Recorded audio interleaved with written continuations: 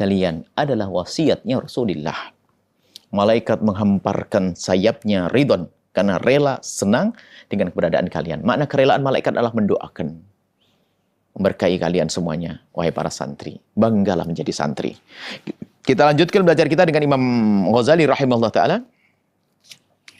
Kita sudah sampai kepada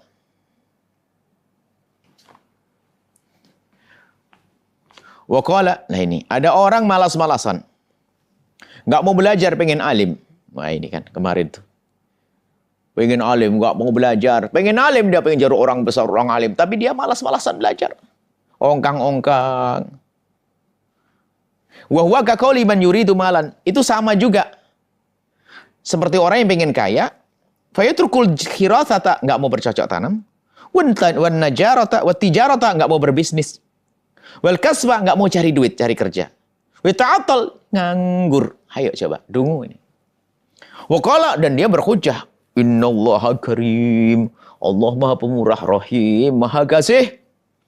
Walahu khazainus samawati, Allah yang punya kekayaan yang ada di langit dan bumi. Waduh, Allah maha kaya. Waduh. Ya salam, omongannya benar. Wa huwa qadirun, dan pakai hujjah, Allah maha kuasa. Ala ayyutli'ani ala kanzin min kunal kunus. Allah pun mampu untuk menunjukkan saya mana tambang-tambang emas, tempat-tempat menyimpan kekayaan. Allah mampu kok menggiring saya ke ketan. Nah, ini kan khayal. Astaghni bihi anil kasbi. Allah mampu loh ya, kalau Allah mau menghendaki, Allah menghendaki aku akan ditunjukkan ke tambang emas sampai aku enggak usah pakai berusaha kerja, sudah kaya raya. Bisa enggak? Oh bisa. Ini kan pemalas ya. Faqad fa'ala dzalika li ba'di ibadi. Allah juga pernah memberikan kekayaan kepada sebagian hambanya, tiba-tiba kaya. Fa'anta, coba ente aja dengar. Kata Imam Ghazali suruh ngoreksi, ditawarkan pemahaman ini kepada kita, suruh nilai. Fa'anta he ente santri. Coba. Idza sami'ta kalama hadaini rajulaini, kalau dengar omongan tadi, pengen alim, pengen pintar tapi enggak belajar. Pengen kaya raya juga enggak mau kerja. Alasannya Allah Maha Pemurah, Allah Maha Kaya. Coba. Ente kalau dengar omongan gitu gimana hai santri? Kata Imam Ghazali, istahmaktahu masa? Kamu akan menganggap ini orang dungu. Kalau memang orang cerdas, dia akan bekerja. Wasakharta minhum, kau rendahkan. Ya apa-apaan ngomong apa itu? Kan begitu. Maka kamu pun kamu akan ketawa.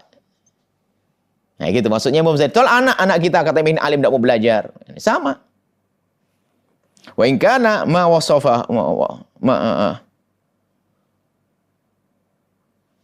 Wa in kana ma wasafahu, adapun yang mereka sifatkan dari dua orang tadi, yang disebutkan oleh orang yang pengen kaya sama pengen pintar, ma wasafahu, apa yang ia sebutkan min karamillah Allah Maha Pemurah wa qudratuhu wa min karamillah wa qudrati. Yang disebut oleh orang pengen kaya tapi malas, sama yang disebut orang pengen alim tapi malas, yang diomongin benar, maksudnya Allah Maha Pemurah, Allah Maha Kuasa, itu sidqan benar, wa haqqan benar, hak. Tapi nggak begitu caranya.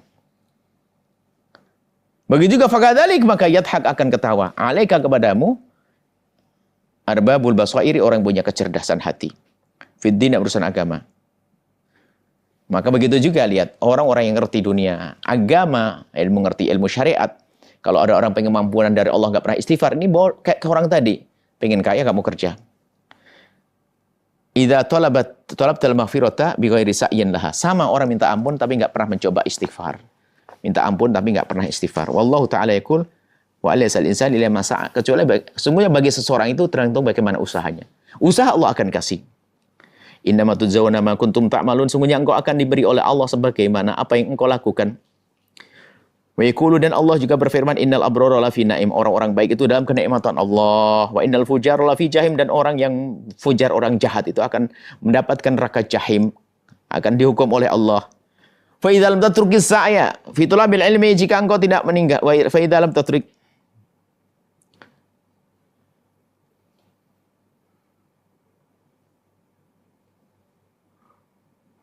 wa idza lam tatruk as-sa'ya fi talabil ilmi wal mali i'timadan ala karami, jika engkau tidak akan meninggalkan usaha untuk mendapatkan ilmu dan harta hanya karena bersandar kepada kemurahan Allah.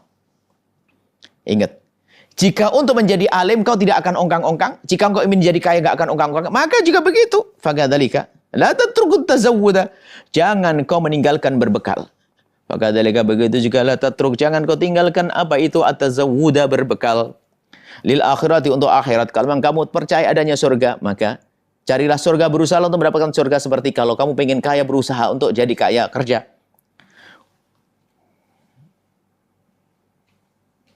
Wala taftur, dan jangan kau lemah semangat untuk itu. Fa inna rabbad dunya wal akhirah wahidun, sebab Tuhan dunia dan Tuhan akhirat sama, yaitu Allah Maha Tunggal. Wa huwa fihi makarimun rahim, dan Allah yang Maha Pemurah, Maha Kasih di bumi dan di langit, di dunia dan di akhirat. Walaysa yazidu lahu karamun bi ta'ati walaysa la yazidu lahu karamun bi ta'atika.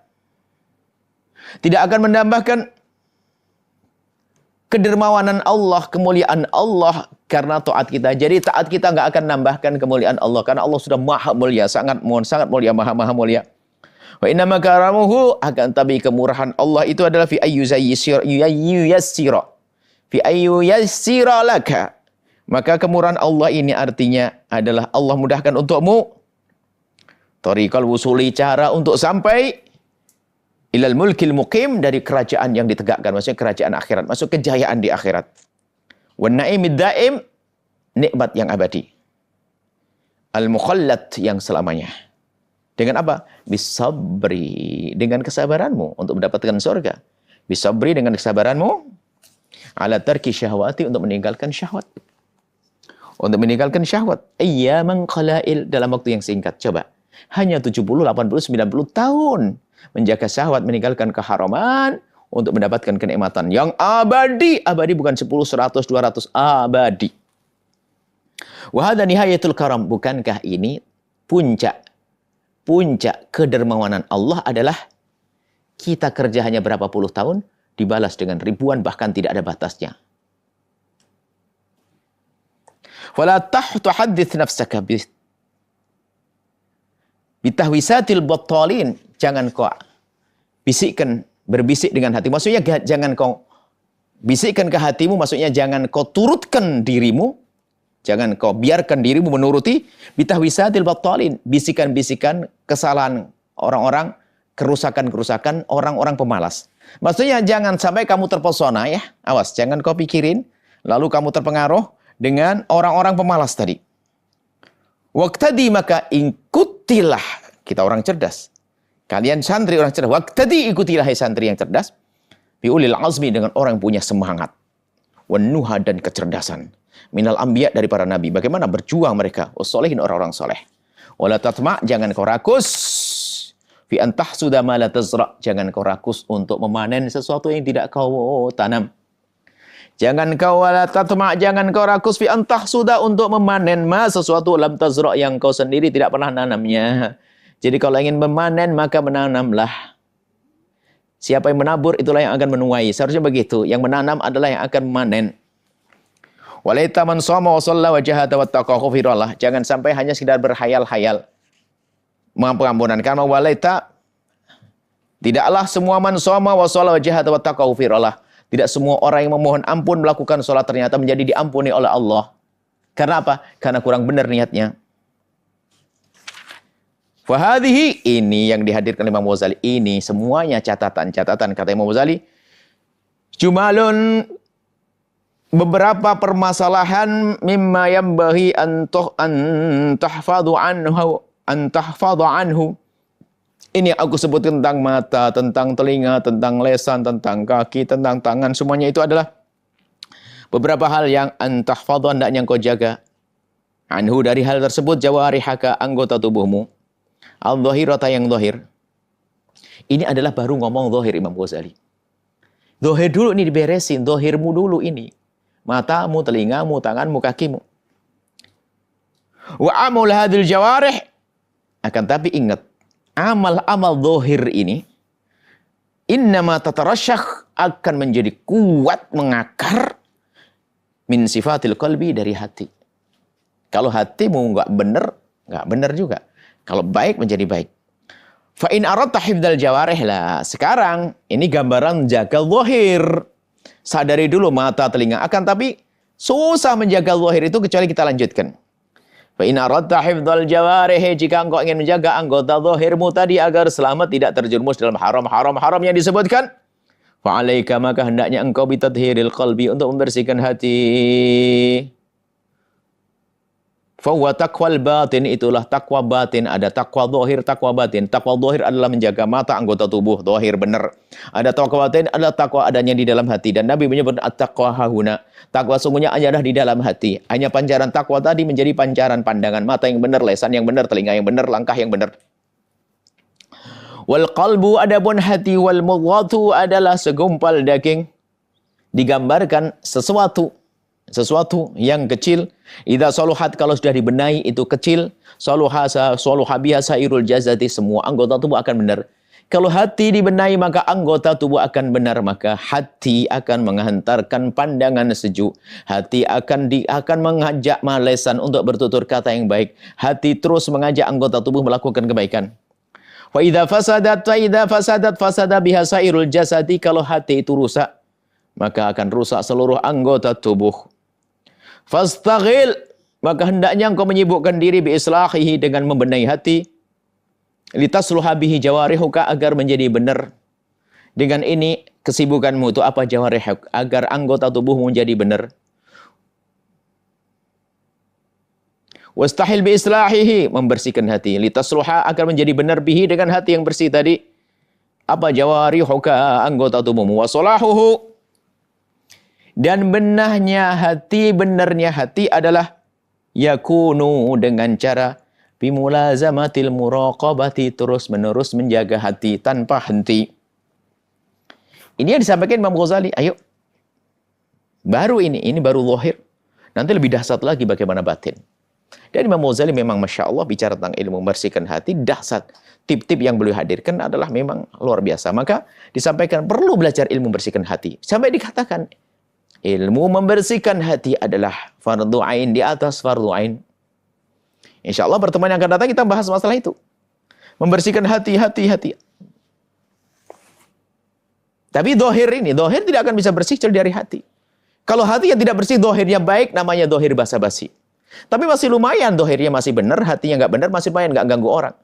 Tapi jadi masalah, kalau sudah hati kotor itu biasanya merusak anggota tubuh dohir, sehingga mata jelalatan, suka melihat yang haram, mata bertutur, mulut berucap yang tidak baik, pendengaran pun juga asal saja, anggota tubuh tangan pun juga melakukan yang haram, kaki pun demikian. Nah ini, mari kita semuanya mengoreksi diri kita sendiri. Menjaga hati kita sendiri. Ayo, anggota tubuh kita jaga dengan cara membersihkan hati kita. Bahkan kalau dalam teori membersihkan hati juga, karena hati itu punya jendela, dan jendelanya adalah mata dan telinga. Biarpun kita bersihkan hati, kalau jendelanya kita buka ngablak, maka akan mudah kemasukan kotoran. Maka jaga mata untuk menjaga hati, dan jaga telinga untuk menjaga hati. Dan jagalah hati untuk menjaga anggota tubuh. Semoga Allah Subhanahu wa Ta'ala memberikan kepada kita ilmu yang bermanfaat. Semoga Allah menjaga guru-guru kalian, pesantren kalian, menjadi pesantren yang terus bermanfaat. Dan santri-santri yang belajar di pesantren kalian, ilmu juga manfaat. Menjadi santri-santri yang kelak menjadi penerus dakwahnya Nabi SAW. Ilmunya manfaat, dan semoga Allah menjadikan kita hamba yang saling mencintai karena Allah. Allah mudahkan segala urusan kita di dunia, urusan di akhirat. Allah mengampuni orang tua kita. Allah mengampuni guru-guru kita. Allah mengampuni anak-anak kita. Allah mengampuni murid-murid kita. Dan semoga Allah mengumpulkan kita dengan guru kita dengan murid kita dengan orang tua kita dengan anak kita, kelak di surga bersama Nabi Muhammad SAW. Dan semoga Allah menjaga kita semuanya. Yang sempit rezeki dilapangkan dengan rezeki halal dan berkah. Yang sakit disembuhkan. Yang punya hutang dimudahkan dalam bayar hutang. Panjang umur, sehat, afiat, husnul khatimah. Berkat Sayyidina Muhammad. Al-Fatihah.